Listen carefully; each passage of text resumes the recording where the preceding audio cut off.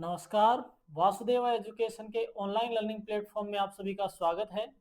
तो आज के वीडियो में अपन बात करने जा रहे हैं संवेग संरक्षण के नियम के बारे में। पिछले वीडियो में भी अपन ने थोड़ी बहुत चर्चा करी थी। आज के वीडियो में अपन विस्तृत चर्चा करने जा रहे हैं कि संवेग संरक्षण का जो नियम है, वो संवेग संरक्षण का नियम है वो क्या है। तो संवेग संरक्षण का नियम, संवेग संरक्षण का नियम, कंजर्वेशन ऑफ मोमेंटम, कि संवेग संरक्षण का नियम क्या है। अब संवेग संरक्षण के नियम के बारे में अगर परिभाषा की अगर बात करें तो परिभाषा अपन ने पहले पढ़ी थी कि यदि किसी वस्तु पर या यदि किसी कण या पिंड पर आरोपित बल जो है वो शून्य हो तो संवेग का मान जो है वो नियत बना रहता है। यदि किसी वस्तु पर या पिंड पर आरोपित बल का मान जो है, आरोपित बल का मान अगर शून्य हो जाए तो जो संवेग है वो संवेग हमेशा नियत बना रहता है। अर्थात संवेग का मान क्या हो जाता है, बराबर हो जाता है। एक तरीके से ये कह दें कि संवेग बराबर बना रहता है। तो ये कहें कि माना भाई कोई m द्रव्यमान का कण लिया, माना m द्रव्यमान के कण का, m द्रव्यमान के कण का कण पर F बल लगाने से पहले, F बल जब अपन ने लगाया उससे पहले प्रारंभिक वेग u1 या u तथा t समय बाद कण का वेग जो है v1 है, वेग v1 है, तो न्यूटन की गति का जो दूसरा नियम है वो न्यूटन की गति का दूसरा नियम एक तरीके से संवेग पर आधारित है। तब तो न्यूटन की गति के द्वितीय नियम से, अर्थात वो अपने पास में है बल F जो है वो संवेग में परिवर्तन की दर, बल F जो है वो संवेग में परिवर्तन की दर। तो m द्रव्यमान का कण, m द्रव्यमान का अपने पास में कण है, इसका जो एक तरीके से संवेग में परिवर्तन अगर देखें तो अंतिम माइनस प्रारंभिक वेग v1 माइनस u1 बटा परिवर्तन समय के सापेक्ष। तो एक तरीके से अगर ये कहें कि m द्रव्यमान के कण पर अगर F बल लगाया जाता है, F बल से पहले इसका प्रारंभिक वेग u1 है तथा t टाइम के बाद में अगर कण का वेग जो है वो v1 है, तो न्यूटन की गति के नियम से ये स्थिति अपने पास में आ जाती है, ये स्थिति अपने पास में प्राप्त हो गई। तो ये कहते हैं कि जब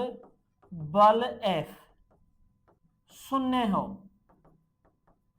जब बल F जो है वो क्या हो जाए अपने पास में जीरो, अर्थात जीरो बराबर में mv1 माइनस u1 बटा t। तो t चला जाएगा जीरो की तरफ, तो ये बन जाएगा जीरो बराबर mv1 माइनस mu1। ये जो अपने पास में संवेग है एक तरीके से ये तो हो गया टक्कर के बाद का संवेग। एक तो ये अपने पास में समय वेग v1 पर संवेग हो गया, तो इसको तो कह सकते हैं कि p2 माइनस ये जो mvu1 है ये हो गया पहले, एक तरीके से t टाइम के पहले का जो अगर संवेग है वो अपने पास में है p1 और t टाइम के बाद का संवेग है p2, तो अपने पास में ये p1 बराबर में किसके है, जीरो के, अर्थात p1 बराबर में क्या आ गया, p2। तो ये कह सकते हैं कि यदि किसी वस्तु पर, यदि किसी कण या पिंड पर आरोपित बल का मान, आरोपित बल का मान क्या हो जाए, शून्य हो, तो संवेग में परिवर्तन जो है वो संवेग में परिवर्तन भी क्या होगा, शून्य होगा। अर्थात ये कह सकते हैं कि संवेग जो है, संवेग नियत बना रहता है, बना रहता है।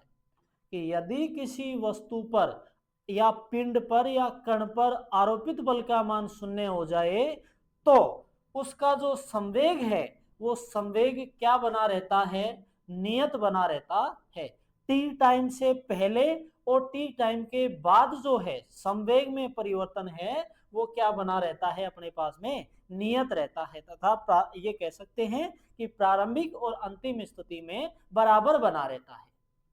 आइए एग्जाम्पल की सहायता से अगर देखें तो दैनिक जीवन के एग्जाम्पलों में अगर देखा जाए तो ये कह सकते हैं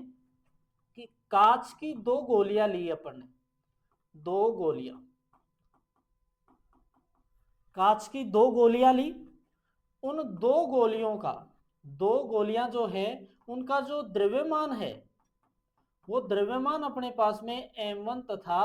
m2 है। बेसिक एग्जांपल है ये कि कांच की दो गोलियां हैं, उन दो गोलियों में का जो द्रव्यमान है अपने पास में m1 और m2 है। टक्कर से पहले या ये कह दें कि प्रारंभिक जो वेग है, प्रारंभिक वेग u1 तथा u2 है। जो गोलियां हैं उनके दोनों का द्रव्यमान तो m1 और m2 है, और जो प्रारंभिक वेग इनका है, प्रारंभ में वो जिस वेग से गति कर रही हैं, एक तरीके से मकर संक्रांति के टाइम में जो कंचियां खेली जाती हैं उन कंचियों की बात अपन कर रहे हैं कि दो गोलियां अपन ने ली हैं कांच की, उन कांच की गोलियों का द्रव्यमान m1 और m2 है। जब अपन प्रारंभ में चलाना शुरू करें तो जिस वेग से प्रारंभ में अपन फेंक रहे हैं तो वो वेग तो अपने पास में u1 तथा u2 है, तथा टक्कर के बाद, टक्कर के बाद का जो वेग है वो क्रमशः v1 तथा v2 है। कि जब अपन ने प्रारंभ में गोलियां चलाना शुरू करी, गोली चलाई,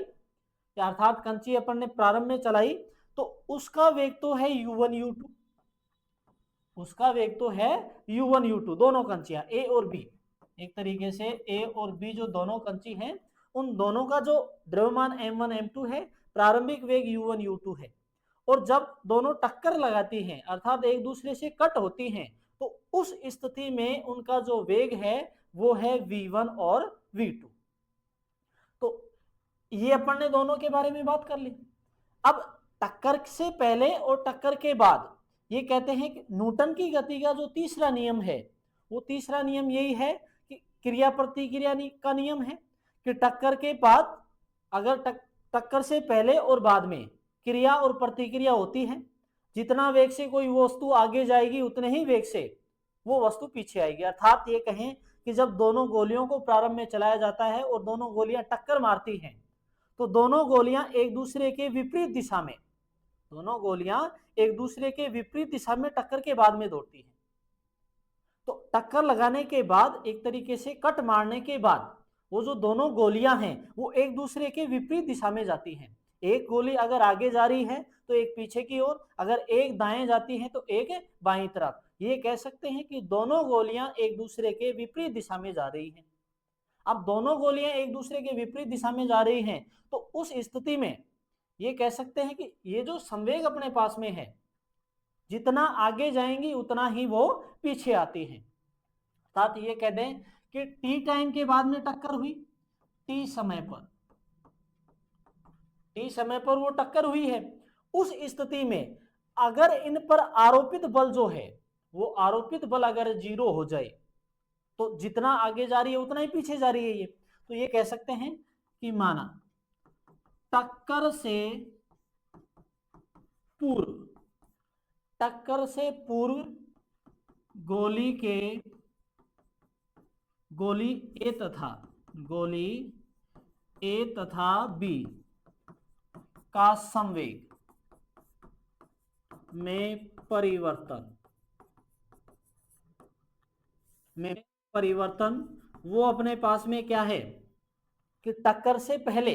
गोली का जो वेग है वो अपने पास में u1 है और द्रव्यमान m1 है, ये तो बात हो गई एक ही, m1 u1, तथा वह गोली b का हो गया m2 u2। ये तो बात हो गई टक्कर से पहले की। तथा टक्कर के बाद गोली का संवेग, तो ये है ए का तो हो गया m1 v1 व बी का हो गया m2 v2। अब चूंकि समय t पर निकाल रहे हैं तो समय t पर गोली ए के संवेग में परिवर्तन की दर और गोली बी के संवेग में परिवर्तन की दर, t समय पर गोली ए के संवेग में परिवर्तन की दर, अर्थात टक्कर के बाद का संवेग माइनस टक्कर से पहले का संवेग बटा टाइम टी, कि ये आ गया m1 v1 माइनस u1 बटा टी। टी समय पर गोली बी के संवेग में परिवर्तन की दर, कि m1 v2 minus m1 u2 बटा टी, अर्थात m2 आएगा यहां, m2, तो m2 v2 माइनस u2 बटा टी। अपने पास में ये जो संवेग आया है ये आ गया टक्कर से पहले और टक्कर के बाद। अब न्यूटन की गति का जो तीसरा नियम अपन ने पढ़ा है कि जब किसी वस्तु पर कोई बल आरोपित नहीं किया जाता है, अर्थात आरोपित बल का मान अगर शून्य हो जाए तो संवेग में जो परिवर्तन है वो हमेशा बना रहता है नियत, कि टक्कर मारने के बाद, अर्थात टक्कर जब लगती है तो टक्कर मारने के बाद दोनों वस्तुएं विपरीत दिशा में गति करती हैं। ए वस्तु जितना आगे जाएगी बी वस्तु उतना ही पीछे जाती है, अर्थात वस्तु ए पर लगाया गया तथा वस्तु बी पर लगा जो एक तरीके से जो संवेग है वो दोनों क्या हैं, बराबर हैं। यही अपन ने संवेग संरक्षण के नियम में पढ़ा है। तब संवेग संरक्षण का नियम यही कह रहा है कि अगर किसी दो वस्तुएं आपस में टक्कर मारती हैं, अर्थात दो वस्तुएं आपस में टक्कर मारती हैं, तो ए वस्तु जितना आगे जाएगी वस्तु बी उतना ही पीछे जाती है, या ये कह दें कि बी वस्तु जितना आगे जा रही है ए वस्तु उतना ही पीछे जाती है। तो उस स्थिति में दोनों का जो ये संवेग है, दोनों का संवेग क्या हो गया, बराबर हो गया। अर्थात ये कह सकते हैं कि m1 v1 माइनस u1 बटा टी बराबर m2 v2 माइनस u2 बटा टी, कि टक्कर से पूर्व संवेग में परिवर्तन, टक्कर से पूर्व संवेग में परिवर्तन बराबर टक्कर के पश्चात संवेग में परिवर्तन, कि टक्कर से पहले तथा टक्कर के बाद संवेग में जो परिवर्तन की दर है वो क्या रहती है, बराबर रहती है। कि टक्कर से पहले वस्तु का संवेग ये है और टक्कर के बाद जो वस्तु का संवेग है वो ये है। दोनों स्थितियों में जो संवेग है वो अपने पास में क्या है, बराबर बना रहता है। यही क्या है, संवेग संरक्षण का नियम है कि दोनों संवेग जो है वो नियत कब रहता है, जब उस वस्तु पर आरोपित बल का मान, उस वस्तु पर आरोपित बल का मान क्या हो, शून्य हो, तो संवेग का मान क्या बना रहता है, नियत बना रहता है। संवेग संरक्षण का नियम ये कह रहा है। तो कांच की जो दो कंचियां हैं, दो गोलियां हैं, उनको अगर अपन टक्कर मारते हैं, टक्कर से पहले का वेग अगर u1 u2 हो, गोलियों का द्रव्यमान m1 m2 हो, तो जब टक्कर मारते हैं तो टक्कर मारने के बाद ए गोली अगर v1 वेग से दौड़ रही है तो गोली बी जो है वो v2 वेग से दौड़ रही है। दोनों के दौड़ने की जो दिशा होगी वो दोनों के दौड़ने की दिशा क्या होती है, विपरीत होती है। अर्थात टक्कर मारने के बाद दोनों वस्तुएं एक ही दिशा में नहीं दौड़ती हैं,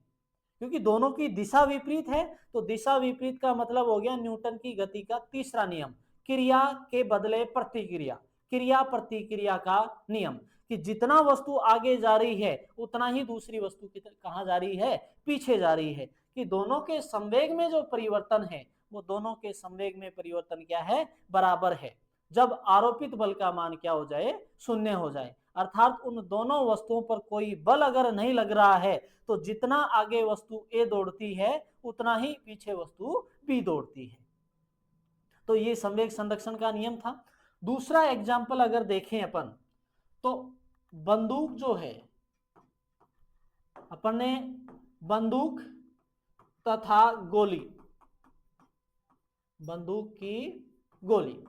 उसका एग्जाम्पल अपन ने देखा है कि जब अपन बंदूक जो है, जो भी अपने पास में बंदूक है, इस बंदूक से अगर गोली दागती है, इस बंदूक से अगर गोली दागे तो बंदूक से निकलने के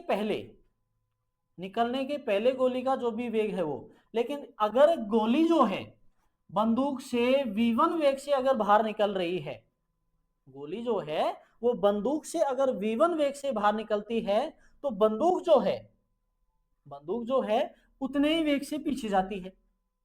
उतने ही वेग से क्या जा रही है, पीछे जाती है। कि बंदूक से जब गोली दागी जाती है तो जितने वेग से गोली बाहर निकलती है उतने ही वेग से बंदूक जो है उसके विपरीत दिशा में गति करती है,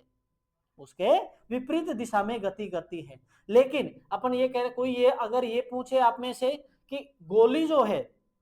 गोली तो अधिकतम दूरी तय करती है और बंदूक जो है वो बहुत कम दूरी तय करती है, अर्थात बहुत कम पीछे आती है, तो दोनों का जो द्रव्यमान है बंदूक की तुलना में गोली जो है, गोली का द्रव्यमान जो है वो कम है। बंदूक की तुलना में गोली का जो द्रव्यमान है वो क्या है, कम है। इसलिए जो गोली है वो कम द्रव्यमान होने की वजह से अधिकतम दूरी तय करती है, और जो बंदूक है वो बंदूक का द्रव्यमान कम होने की वजह से वो कम दूरी तय करती है। तो अधिकतम द्रव्यमान का फर्क है। यही बात कांच की गोलियों में आती है कि एक तो कांच की गोली में ही ले लो, दोनों बराबर दूरी, बराबर द्रव्यमान की लो, तो दोनों में अगर टक्कर करते हो और अगर कोई बल नहीं लग रहा है तो दोनों सेम दूरी पर दौड़ती हैं, अर्थात कोई अवरोध ना आए तो दोनों बराबर दूरियों पर दौड़ती हैं। लेकिन अगर एक कांच की गोली मोटी हो और एक मिही हो तो जब दोनों के मध्य टक्कर करवाई जाती है तो जो मिही कांच की गोली आता है जिसका द्रव्यमान कम है वो तो अधिकतम दूरी तय करती है, और जिसका द्रव्यमान ज्यादा है वो कम दूरी तय करती है। लेकिन क्रिया प्रतिक्रिया का जो नियम है, चाहे द्रव्यमान कुछ भी हो जाए, लेकिन क्रिया प्रतिक्रिया का नियम दोनों ही स्थितियों में लागू होता है। भले ही द्रव्यमान अपने पास में है, एक का द्रव्यमान ज्यादा हो एक का द्रव्यमान कम हो, लेकिन क्रिया प्रतिक्रिया का नियम उन पर लागू रहता है। तो ये बात होगी, यही जो संवेग संरक्षण का नियम है, संवेग संरक्षण के नियम पर आधारित है। तो एक एग्जाम्पल की सहायता से अपन देखते हैं कि 10 किलोग्राम द्रव्यमान की बंदूक से एक गोली जो है 10 किलोग्राम द्रव्यमान की एक बंदूक से गोली जो है वो 80 मीटर पर सेकंड के वेग से दागी जाती है, और गोली का जो द्रव्यमान है वो अपने पास में है 50 ग्राम। गोली का द्रव्यमान अपने पास में 50 ग्राम हो तो बंदूक का प्रतिक्षेप वेग ज्ञात करो। तो एक बात बताना मैं भूल गया कि प्रतिक्षेप वेग क्या है। प्रतिक्षेप वेग की अगर बात करें तो जैसे अपन बंदूक से गोली दागते हैं, जैसे ही अपन ने बंदूक से गोली दागी तो गोली आगे की तरफ गति कर रही है और जो बंदूक है वो गोली के विपरीत दिशा में गति कर रही है। तो अगर बंदूक जो है गोली दागने के बाद में बंदूक पीछे जितनी दूरी पर, पीछे जितने वेग से जाती है, वो जो वेग है वो वेग कहलाता है प्रतिक्षेप वेग, वो वेग कहलाता है प्रतिच्छेद वेग, कि बंदूक से गोली निकलने के बाद बंदूक जिस वेग से पीछे की ओर गति करती है, बंदूक जिस वेग से पीछे की ओर गति करती है उस वेग को कहा जाता है प्रतिच्छेद वेग। बंदूक से गोली निकलने के बाद जिस वेग से बंदूक पीछे की ओर गति करती है उस वेग को बंदूक के उस वेग को प्रतिच्छेद वेग कहते हैं, कि जिस वेग से बंदूक जो है वो पीछे की ओर आ रही है वो वेग जो है वो कहलाता है प्रतिच्छेद वेग। तो आइए अब देखते हैं एक एग्जांपल कि 10 किलोग्राम द्रव्यमान की बंदूक है, बंदूक जो है बंदूक का द्रव्यमान, तो बंदूक का द्रव्यमान जो है वो अपने पास में m1 कह दें, वो तो है 10 किलोग्राम, बंदूक का द्रव्यमान तो है 10 किलोग्राम। बात करी जाए अगर गोली का जो वेग है, गोली का वेग स्मॉल v1 कह दिया, वो है अपने पास में 80 मीटर पर सेकेंड। गोली का जो द्रव्यमान है, गोली का द्रव्यमान m2 जिसको बोले वो है अपने पास में 50 ग्राम हो, तो बंदूक का प्रतिच्छेद वेग ज्ञात करो, अर्थात बंदूक का प्रतिच्छेद वेग कह दिया उसको कैपिटल V, वो अपने को ज्ञात करना है। अब इतना अपने को पता है कि बंदूक जो है वो संवेग संरक्षण के नियम पर आधारित है, अर्थात ये कह दें कि न्यूटन की गति के तीसरे नियम पर आधारित है कि जितने वेग से आगे जाएगी उतने ही वेग से पीछे जाएगी, या ये कह दें कि दोनों पर आरोपित जो बल है, दोनों पर आरोपित बल जो है उसका मान अपने पास में क्या है, 0 है, दोनों पर आरोपित बल का मान 0 है, कि ये कह दें कि संवेग संरक्षण का नियम 0 बराबर में m1v प्लस m2v1 बराबर में 0 दे रखा है। दोनों पर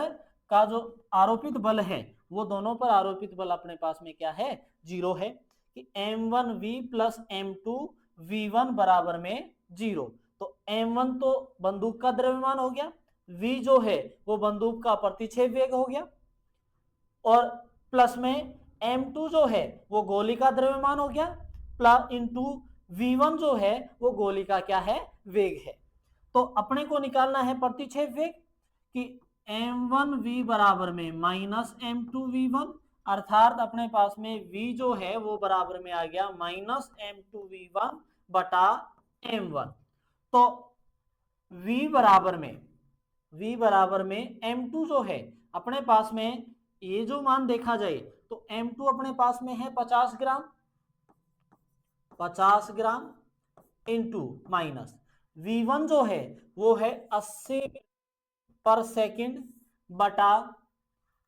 और जो बंदूक जो है उसका द्रव्यमान है वो अपने पास में 10 किलोग्राम है। अब 10, ये तो बंदूक जो गोली है उस गोली का द्रव्यमान अपने को दे रखा है 50 ग्राम, और बंदूक जो है उसका द्रव्यमान दे रखा है किलोग्राम। तो किलोग्राम को अगर ग्राम में बदलें तो 1000 से गुणा कर लेंगे भाई, 1 किलोग्राम में 1000 ग्राम होता है,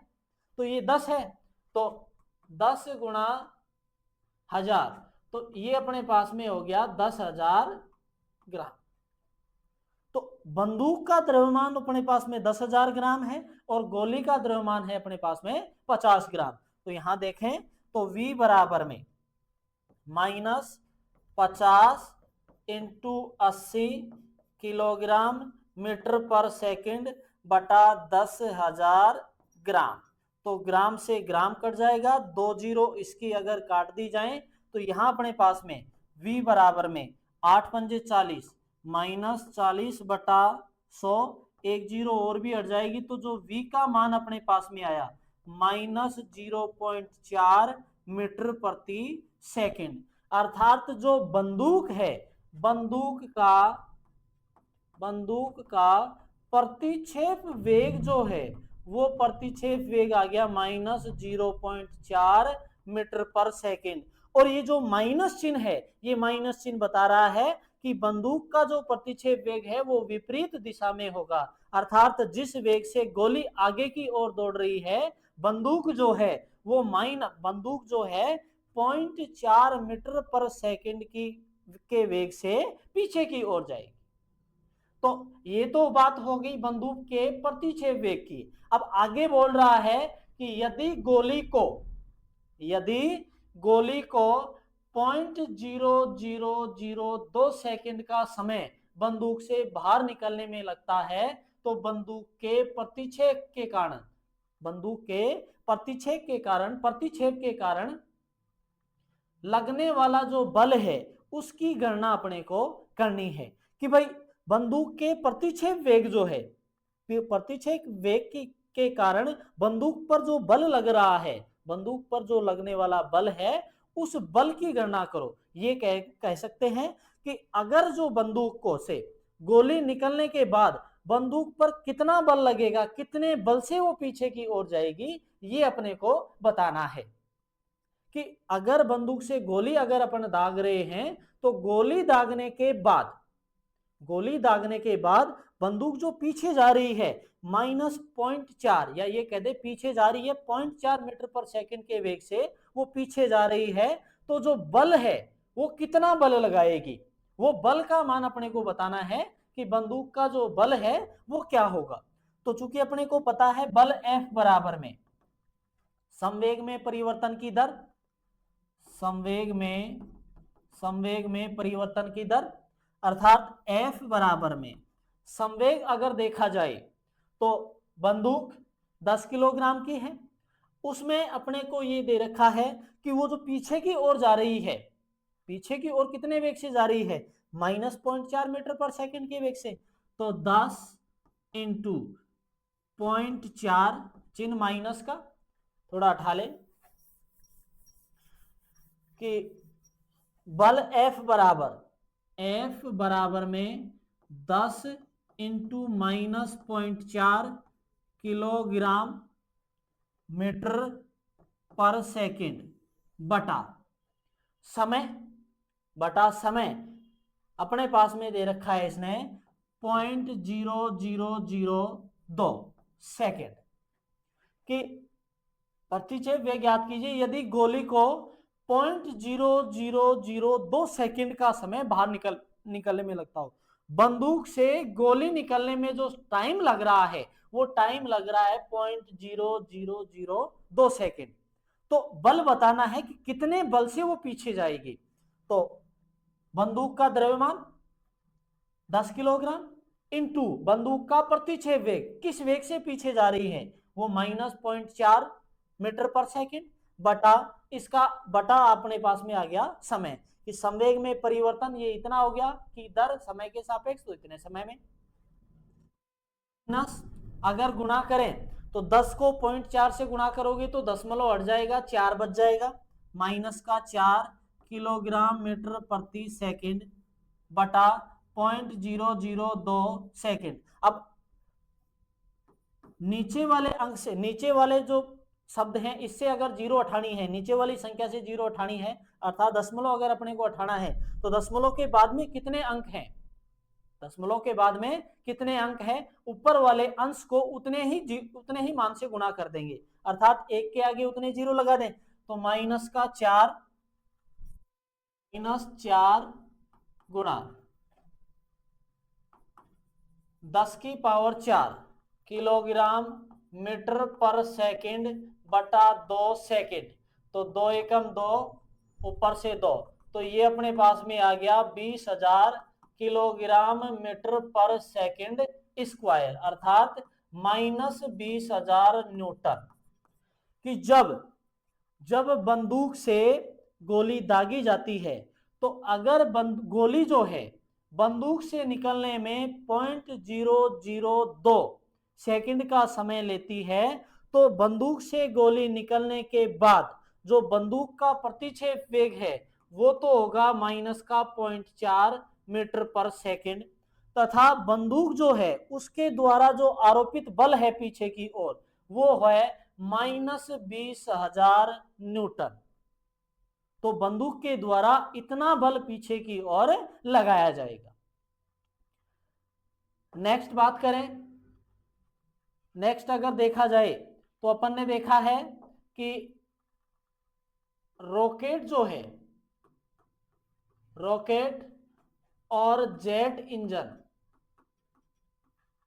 रॉकेट और अगर जेट की बात करी जाए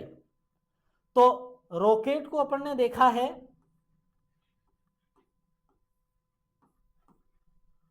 कि जब रॉकेट को लॉन्चिंग पैड पर रखा जाता है तो उस स्थिति में एक तरीके से इसका जो संवेग है वो संवेग रहता है शून्य। कि जब रॉकेट को लॉन्चिंग पैड पर रखा जाता है तो उस स्थिति में संवेग शून्य होता है। लेकिन जब इसको एक तरीके से ये कहें कि अगर इसको इसके टारगेट बिंदु पर भेजना होता है, इसके टारगेट बिंदु पर भेजना होता है, या ये कहें कि दीपावली के टाइम में जो रॉकेट अगर अपन छोड़ते हैं तो उसमें अपन ने देखा होगा कि जैसे ही यहां से जलाते हैं, जैसे ही रॉकेट को जलाया जाता है तो ऊपर जाने से पहले एक गैस निकलती है, एक गैस निकलती है जिसे जेट गैस बोलते हैं। ये गैस निकलती है, ये गैस अगर पीछे की ओर निकलती है तो उस गैस की वजह से रॉकेट जो है वो ऊपर की ओर दौड़ता है, अर्थात आगे की तरफ दौड़ता है। तो इसमें अगर बात करी जाए तो संवेग जो पहले था, पहले संवेग 0 है जब इसको लॉन्चिंग पैड पर रखा हुआ है, लेकिन जब इससे पीछे की ओर एक गैस निकलती है तो गैस की जो दिशा है वो और रॉकेट की जो दौड़ने की दिशा है वो दोनों क्या होती हैं, विपरीत होती हैं, अर्थात क्रिया प्रतिक्रिया का नियम। और क्रिया प्रतिक्रिया का जो नियम है वो संवेग संरक्षण के नियम पर आधारित है। तो ये कह सकते हैं कि रॉकेट, जेट हो गया, बंदूक की गोलियां वगैरह होगी, बंदूक से गोली दागी जाती है वो, ये सभी संवेग संरक्षण के नियम पर आधारित हैं। तो ये कह सकते हैं कि जो संवेग संरक्षण का जो नियम है वो संवेग संरक्षण का नियम भौतिकी का मौलिक नियम कह सकते हैं, भौतिकी का मौलिक नियम है। अर्थात इस नियम पर आधारित लगभग क्या बहुत सी घटनाएं जो हैं वो इस नियम पर आधारित होती हैं। तो आशा करता हूं आप सभी को वीडियो पसंद आएगा। वीडियो को लाइक करें, शेयर करें, चैनल को सब्सक्राइब करें और बेल आइकन जरूर प्रेस करें ताकि वीडियो से संबंधित महत्वपूर्ण अपडेट्स आप तक पहुंचती रहे। धन्यवाद।